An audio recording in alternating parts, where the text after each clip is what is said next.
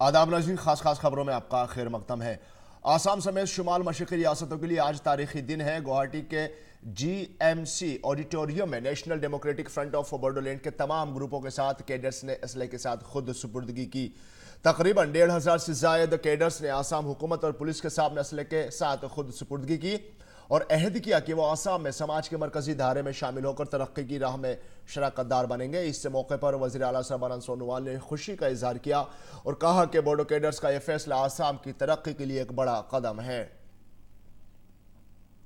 और पार्लियामेंट के बजट इजलास को खुश उसलूबी से चलाने के लिए हुकूमत ने आज कुल जमाती मीटिंग की। सरकार की कोशिश है कि बजट और बजट के बाद की पार्लियामेंट की कार्रवाई खुश उसलूबी से चलती रहे और ज़्यादा से ज़्यादा बिल इस इजलास में भी पास कराए जा सके। बजट इजलास 31 जनवरी से शुरू हो रहा है। बजट इजलास का पहला मरहला 31 जनवरी से 11 फरवरी तक होगा। दूसरा मरहला 2 मार्च से 3 अप्रैल तक होगा और सदर जमहूरिया रामनाथ कोविंद पार्लियामेंट के मुश्तरका इजलास से 31 जनवरी को खिताब करेंगे, जबकि आम बजट 1 फरवरी यानी शनिचर को पेश किया जाएगा। गोरखपुर मेडिकल कॉलेज के ऑक्सीजन वाक़े से चर्चा में आए डॉक्टर कफील खान को STF ने मुंबई से गिरफ्तार कर लिया है। डॉक्टर कफील पर अलीगढ़ मुस्लिम यूनिवर्सिटी में इश्तियाल अंगेज तकरीर करने और मरकजी वज़ीर दाखिला अमित शाह पर गैर शाइस्ता तबसरा करने का इल्ज़ाम है। डॉक्टर कफील खान मुंबई के सहार पुलिस स्टेशन में पुलिस हिरासत में है। Uttar Pradesh special task force ने उन्हें मुंबई से गिरफ्तार किया है। हालांकि गिरफ्तारी के बाद कफील खान ने कहा कि वो बेकसूर हैं। और दिल्ली में जामिया मिलिया के पास CAA के खिलाफ जारी मुजाहरे के दौरान आज एक नामालूम शख्स ने फायरिंग की। इस वाक़े के बाद जाए वक़ूफ़ पर अफरा तफरी का माहौल बन गया। दरअसल जामिया मिलिया इस्लामिया के तलबा राजघाट तक मार्च निकालने की तैयारी कर रहे थे, तभी एक नौजवान आया और उसने गोली चला दी। इस फायरिंग में एक तालिब इल्म जख्मी हुआ है। पुलिस ने मुलजिम को हिरासत में ले लिया है। और चीन में मोहलिक कोरोना वायरस से मरने वालों की तादाद बढ़कर 170 से ज़ायद हो गई है। इसके अलावा इस बीमारी की जद में मज़ीद 7,700 से ज़्यादा लोगों के आने की तस्दीक भी हो गई है।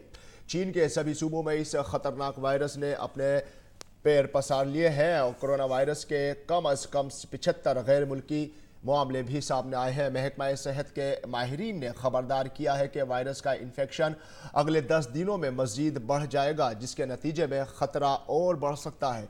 चीन के सदर शी जिनपिंग ने कोरोना वायरस के कहर पर काबू पाने के लिए फ़ौज की मदद लेने का हुक्म दिया है। और शहरियत तरमीमी कानून पर भारत को बड़ी सिफारती जीत मिली है। इस कानून के खिलाफ यूरोपीय पार्लियामेंट में लाई गई तजवीज़ पर होने वाली वोटिंग अब मुलतवी हो गई है। यूरोपीय पार्लियामेंट में कई अरकान पार्लियामेंट ने उसे भारत का दाखिली मामला करार देते हुए वोटिंग मुलतवी करने की बात कही। यूरोपीय पार्लियामेंट में बुध को फ्रेंड्स ऑफ पाकिस्तान पर फ्रेंड्स ऑफ भारत हावी रहे। लोकसभा स्पीकर ओम बिरला के जरिए यूरोपीय पार्लियामेंट को लिखे खत में CAA को भारत का दाखिली मामला करार देते हुए उसे पूरी कार्रवाई पर अमल करके अपनाने की बात कही थी। और पूरा मुल्क आज बाबा कौम महात्मा गांधी की बरसी पर उन्हें खराज अकीदत पेश कर रहा है। इस मौके पर महात्मा गांधी को राजघाट पर खराज अकीदत पेश किया गया। सदर जमहूरिया रामनाथ कोविंद, नायब सदर जमहूरिया M वेंकैया नायडू, वज़ीर आज़म नरेंद्र मोदी और लोकसभा स्पीकर ओम बिरला और वज़ीर दिफा राजनाथ सिंह समेत मुतादिद मरकजी वुज़रा ने बाबा कौम महात्मा गांधी को खराज अकीदत पेश किया। इस मौके पर उन्हें भजन गाकर भी याद किया गया।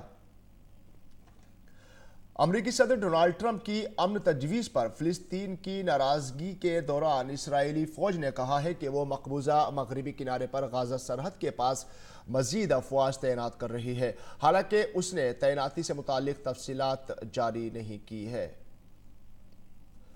खेल की खबरों में साल के पहले ग्रैंड स्लैम ऑस्ट्रेलियन ओपन में आज खेले गए ख्वातीन सिंगल्स जुमरे के पहले सेमीफाइनल मुकाबले में अमेरिका की सोफिया कैनन ने आलमी नंबर 1 ऑस्ट्रेलिया के एशले बार्टी को 7-6, 7-5 से शिकस्त देकर मुकाबले के फाइनल में जगह बना ली है।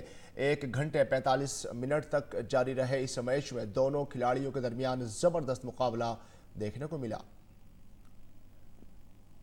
और नाज़रीन, खास खबरों में फिलहाल इतना ही। हमारी पूरी टीम को दीजिए इजाज़त। आदाब।